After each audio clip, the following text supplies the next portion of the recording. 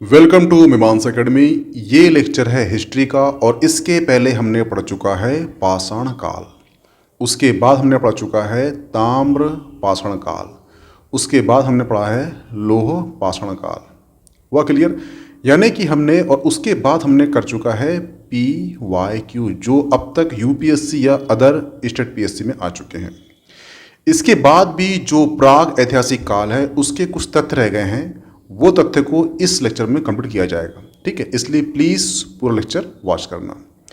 जैसे हम बात करते हैं ताम्र पाषाण काल की, यानी कि ताम्र पाषाण संस्कृति की, तो उसके अंतर्गत आप जो दिख रहे हो भारत का जो याला पार्ट है, जिसके अंतर्गत राजस्थान, मध्य प्रदेश और महाराष्ट्र ये क्षेत्र आते हैं। उन क्षेत्रों में ताम्र पाषाण कालीन संस्कृति के हमें साक्ष्य प्राप्त होते हैं।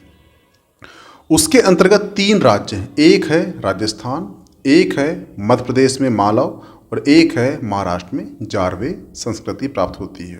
वह क्लियर? ये आपको याद होना चाहिए, इतना सा मोटा मोटा सा खाका। ये ध्यान रखना कि मानव द्वारा दुनिया में पहली धातु का यूज़ किया गया था, वो धातु कौन सी है? तो वो है तांबा। वह क्लियर? लेकिन क्वेश्चन आता है कि मानव द्वारा दुनिया में पहली यूज़ करने वाली मिश्र धातु कौन सी है? तो वो है कांसा। हुआ क्लियर? अगर धातु पूछता है पहली तो उसका आंसर तांबा होगा, लेकिन वही पूछता है कि मिश्र धातु कौन सी है? तो वो है कांसा। ये ध्यान रखना। हुआ क्लियर? इतनी बात क्लियर हो गई। आपके मन में सवाल उठ रहा होगा कि ताम्र पाषाण क्यों बोलते हैं इस संस्कृति को? क्योंकि इस संस्कृति में जो उपकरण हैं वो तांबा प्लस पत्थर दोनों के थे, और दोनों उपकरणों का यूज़ करके मानव ने अपने जीवन को सरल बनाने का काम किया। इसलिए इस काल को ताम्र पाषाण संस्कृति कहते हैं। हुआ क्लियर? अब हम बात करते हैं किसकी? जारवे संस्कृति की। तो ये किस राज्य में वर्तमान में? ये है महाराष्ट्र में। हुआ क्लियर? क्वेश्चन अब आएगा आपको कि जारवे संस्कृति किस राज्य में स्थित है या स्थित थी? तो वो है महाराष्ट्र। अगर हम महाराष्ट्र की बात करें तो जो अहमदनगर है, नासिक है, पुणे है, ये क्षेत्र है वर्तमान की, ये उस समय के जारवे संस्कृति के अंतर्गत आते थे। हुआ क्लियर? यहां से आपको ध्यान रखना है, 3 शहर याद रखना है, और ये ध्यान रखना कि जो जारवे संस्कृति है ये 2 नदियों के बीच में फली फूली थी। आपको ये ध्यान रखना है कि जो जारवे संस्कृति है जो महाराष्ट्र में है, ये 2 नदियों के बीच में फली फूली थी। नदी कौन सी है? एक है गोदावरी, एक है प्रवरा। प्रवरा नदी और गोदावरी नदी के बीच में फली फूली थी कौन संस्कृति? वो फली थी कौन सी? जारवे संस्कृति। हुआ क्लियर? ये ध्यान रखना। इसके अंतर्गत हमें कुछ शहर मिलते हैं, एक है दायमाबाद, एक है इनाम गांव और एक है नेवास। जो जारवे संस्कृति है उसके अंतर्गत हमें 3 शहर मिलते हैं, ये 3 स्थल मिलते हैं। एक है दायमाबाद, एक है इनाम गांव, एक है नेवासा। ये आपको तीनों याद होना चाहिए। अब हम बात करते हैं दायमाबाद की। तो जो दायमाबाद है ये इस संस्कृति का सबसे बड़ा शहर था। क्या बोला मैंने? सबसे बड़ा शहर था दायमाबाद ताम्र पाषाण कालीन संस्कृति का। हुआ क्लियर? लेकिन यहीं पर आपसे क्वेश्चन किया जाएगा कि सबसे बड़ी बस्ती कौन सी थी ताम्र पाषाण कालीन?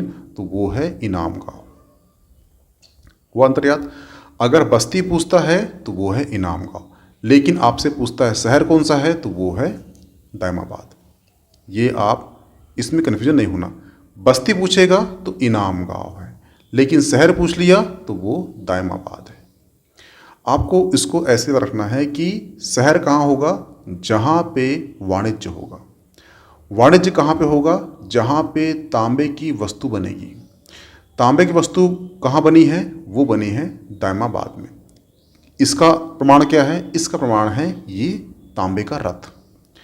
तांबे का रथ कहाँ से प्राप्त हुआ है? तो वो प्राप्त हुआ है हमें कहाँ से? दायमाबाद से। यानी कि ऐसे रथ बनते होंगे, वहाँ पे वाणिज्य रहा होगा, तांबे की वस्तु बनती रही होगी, तो वहाँ पे जो वो बस्ती ने एक्चुअली वो शहर रहा होगा। इस प्रकार से आप लॉजिक के थ्रू उसको हल कर सकते हो। तो दायमाबाद क्या है? ताम्र पाषाण कालीन स्थल का संस्कृति का सबसे बड़ा शहर है दायमाबाद। बस्ती पूछेगा तो वो है इनाम गांव। इस पे कन्फ्यूजन बिल्कुल नहीं होना। हुआ क्लियर? एक क्वेश्चन आया था मध्य प्रदेश पीएससी में, और क्वेश्चन ये था कि तांबे का रथ कहाँ से प्राप्त हुआ है, तो वो दायमाबाद से प्राप्त हुआ है। हुआ क्लियर?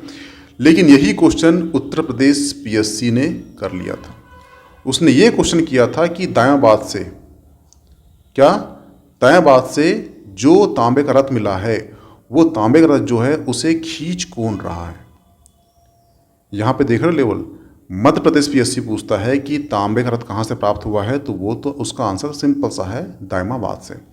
लेकिन वहीं पर यूपी पीएससी पूछता है, उत्तर प्रदेश पीएससी पूछता है, उसका लेवल देखिए आप, वो पूछता है कि दायमाबाद से जो रथ मिला है तांबे का, वो रथ को खींच कौन रहा है, तो वो रथ को खींच कौन रहा है, वो रथ को खींच रहे हैं 2 बैल खींच रहे हैं।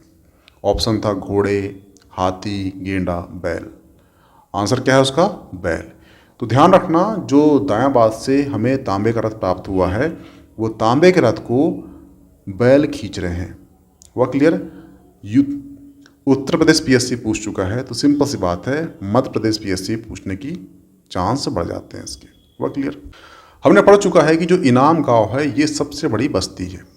क्वेश्चन आपको 2 आएंगे, सबसे बड़ी बस्ती पूछेगा तो वो है इनाम गांव, सबसे बड़ा शहर पूछेगा तो वो है दायमाबाद। हुआ क्लियर? ठीक है। अब जो निवास स्थल है, निवासा स्थल है, ये भी हमें प्राप्त हुआ है जारवे संस्कृति से। ये क्षेत्र कौन सा है, तो जो नासिक वाला क्षेत्र है आज का, वो क्षेत्र है निवासा। हुआ क्लियर? यहाँ से एक फैक्ट याद रखना है, वो है यहाँ से पटसन का पहला साक्ष्य प्राप्त हुआ है। जो जारवे संस्कृति है, वहाँ से जो स्थल मिला है नेवासा, वहाँ से पटसन के सबसे पहले साक्ष्य मिले हैं, वो है नेवासा। क्वेश्चन ये कवर कर चुका है कि पटसन के पहले साक्ष्य कहाँ से प्राप्त हुए हैं, तो वो जारवे संस्कृति के नेवासा स्थल से प्राप्त हुए हैं पटसन के पहले साक्ष्य। इस फैक्ट को आप ध्यान से पढ़ना, रट डालना, क्योंकि ये क्वेश्चन कई बार क्वेश्चन पूछ चुका है। हुआ क्लियर? अब हम पढ़ लेते हैं ताम्र पाषाण कालीन संस्कृति जो है राजस्थान में फली फूली है, उसके बारे में पढ़ लेते हैं। तो ध्यान रखना, ये जो राजस्थान में जो संस्कृति फली फूली है ताम्र पाषाण काल की, इसे बनास संस्कृति भी कहते हैं। क्यों कहते हैं? क्योंकि ये जो संस्कृति है ये बनास नदी घाटी है, उसके आसपास फली फूली है, इसलिए। तो ये कन्फ्यूजन नहीं होना, ठीक है। इसे आहार संस्कृति भी कहते हैं, क्योंकि यहाँ से बहुत मात्रा में तांबे के पात्र मिले हैं, तांबे के जो उपकरण मिले हैं, ठीक है। जो आहार संस्कृति है, इसका नाम कई बार हमें मिलता है तामवती मिलता है, क्योंकि यहाँ से तांबे के उपकरण सर्वाधिक मात्रा में मिले हैं, इसलिए इसे तामवती भी कहते हैं। तो कन्फ्यूज़न नहीं होता, इसलिए कन्फ्यूज़न नहीं होना कि तामवती आए, आपको आहार आए या बनास आए। ये सभी संस्कृति कहाँ की है? ताम्र पाषाण कालीन है, और ये राजस्थान में फली फूली है। हुआ क्लियर? ठीक है। इसके अंतर्गत आपको 4 नाम याद रखना है। एक है आहार, एक है गिलुंड, एक है बलाथल, एक है गणेश्वर। हमने कल PYQ करे थे जो, ठीक है, उसके अंतर्गत आपको देखा था कि जो गणेश्वर पूछा था कि संस्कृति किस राज्य में स्थित है, तो ये राजस्थान राज्य में स्थित है, ठीक है। तो ये 4 नाम याद होना चाहिए। आपको सिंपल सा क्वेश्चन आएगा कि आहार, गिलुंड, बलाथल या गणेश्वर, ये पूछ लेगा कि ये किस काल की संस्कृति है, तो ये ताम्र पाषाण कालीन संस्कृति है, पहला आंसर।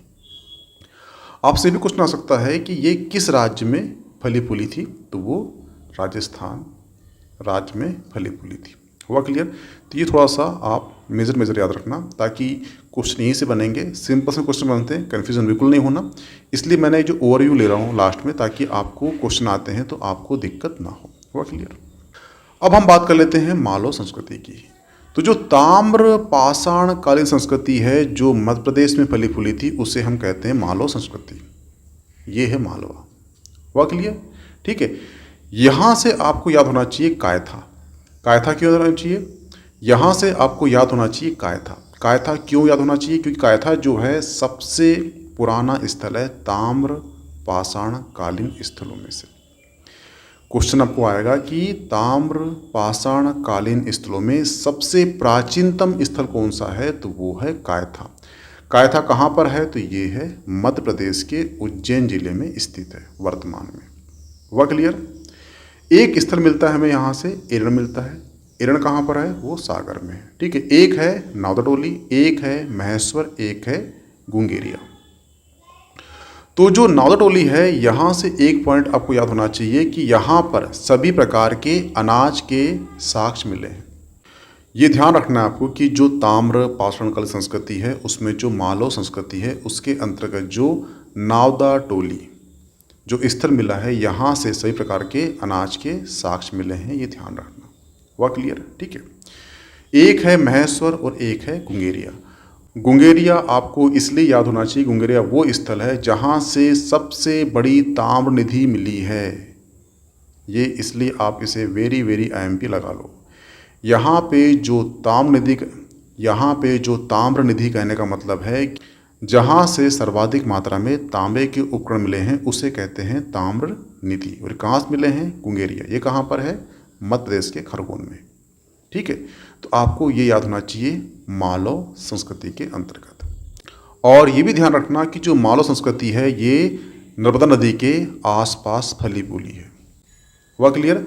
देखना, जो जारवे संस्कृति है वो फली फूली है गोदावरी और प्रवरा नदी के आसपास। हुआ क्लियर? अब बात करें हम किसकी? आहार, बनास और ताम्रवती, यानी कि जो राजस्थान में जो संस्कृति फली फूली है ताम्र पाषाणकालीन, वो बनास नदी के आसपास फली फूली है। और जो मध्य प्रदेश में मालव संस्कृति है ये नर्मदा घाटी के आसपास फली फूली है। कई बार क्या होता है कि आपको संस्कृति के अलावा नदी पूछ लेगा, मैच करने बोल देगा, तो आपको वहाँ पे वाला आंसर बनना चाहिए। हुआ क्लियर? अब हम बात करते हैं किसकी? लौह संस्कृति की।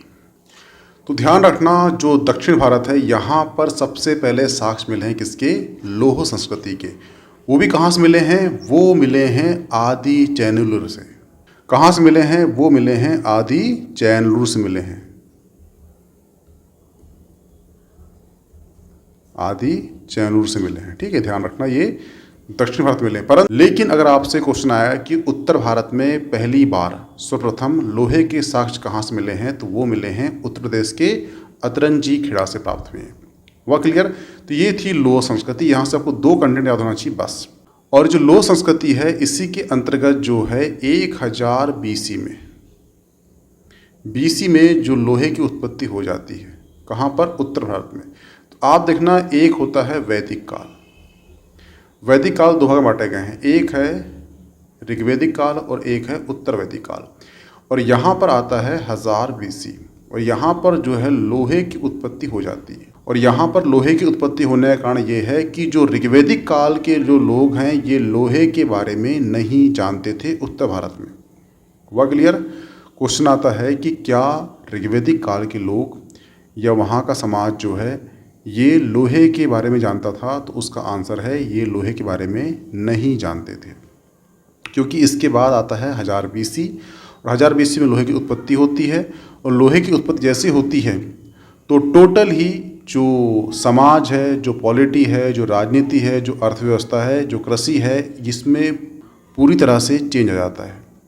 ठीक है, इसलिए देखना कि जो वैदिक काल है इसमें जो ऋग्वैदिक काल था लोहे की उत्पत्ति के कारण ही ये बाद में कहलाता है उत्तर वैदिक काल। यानी कि एक क्वेश्चन ये भी आता है कि ऋग्वैदिक काल और उत्तर वैदिक काल के बीच में जो विभाजन है ये किससे हुआ है? तो ये लोहे की उत्पत्ति के कारण हुआ है।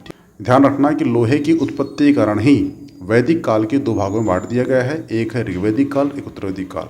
उत्तर वैदिक काल और ऋग्वैदिक काल के बीच में डिफरेंस पैदा किसने किया था? लोहे की उत्पत्ति ने किया था। ऐसा क्यों? क्योंकि लोहे की उत्पत्ति आने से कृषि क्रांति आई, कृषि क्रांति आने से वाणिज्य आ गया, वाणिज्य ने व्यापार पैदा किया, व्यापार ने धन, धर्म ने कर, कर ने राजनीति और समाज में बदलाव ला दिया, चेंज ला दिया। इसी कारण जो है लोहे की उत्पत्ति आपके लिए एक महत्वपूर्ण टर्निंग पॉइंट बन जाता है। इसलिए ध्यान रखना कि 1000 BC में लोहे की उत्पत्ति हो चुकी थी और इसी उत्पत्ति ने ऋग्वैदिक काल उत्तर वैदिक काल के बीच में जो विभाजन पैदा कर दिया। हुआ क्लियर? इतने कंटेंट आपको यहाँ से याद होना चाहिए। अब बात कर लेते हैं हम मृदभांड की। तो जो मृदभांड है इसका मतलब होता है कि मृद यानी मिट्टी से बने हुए बर्तन को मृदभांड कहते हैं। मृदभांड हमें प्राप्त हुए हैं, लाल हुए हैं, काले हुए हैं, लाल पीले हुए हैं, ठीक है, और गेरुआ कलर के मृदभांड प्राप्त हुए हैं। परंतु जो मृदभांड है ये नवपाषाण काल के जो अंतिम चरण में बनना शुरू हो गए थे। यानी मानव ने नवपाषाण काल के अंतिम समय में मृदभांड बनाना आरंभ कर दिया था, ने उसके वो जानकार हो चुके थे। लेकिन नवपाषाण काल के मृदभांड और ताम्र पाषाणकालीन जो मृदभांड थे इसमें अंतर क्या था? इसमें अंतर ये था कि जो 9 पाषाणकालीन मृदभांड थे वो नॉर्मल थे, उसमें कोई भी प्रिंट या चित्र नहीं थे। लेकिन जो ताम्र पाषाणकालीन जो मृदभांड थे वो चित्रित मृदभांड थे, यानी कि उसमें चित्र उकेरे गए थे। तो ये छोटा सा अंतर है। आपसे क्वेश्चन आएगा कि किस काल के मृदभांड चित्रित मृदभांड थे? तो वो थे ताम्र पाषाणकालीन के। हुआ क्लियर? तो ये आपका ताम्र पाषाणकालीन, लौह पाषाणकालीन और मृदभांड कि जो फैक्ट बच गए थे वो इसमें होते हैं कवर पूरे। ठीक है, अब यहाँ से आपका जो प्राग ऐतिहासिक काल है जो चैप्टर है ये समाप्त होता है। इतने आप लेक्चर कर लेना तो आपको कोई भी एग्ज़ाम दो भारत की उसमें क्वेश्चन बाहर नहीं जाएंगे। मैंने इसमें PYQ और फैक्ट और प्लस जो चेंजिंग जो बदलाव क्यों आया, कैसे आया, ठीक है, ये सब के बारे में बता चुका हूँ मैं आपको। ठीक है, इसकी PDF आपको मिल जाएगी मीमांसा एकेडमी के एप्लीकेशन पर, तो प्लीज़ उसे प्ले स्टोर से डाउनलोड कर लीजिए। ओके, थैंक्स, मिलते हैं नेक्स्ट लेक्चर में।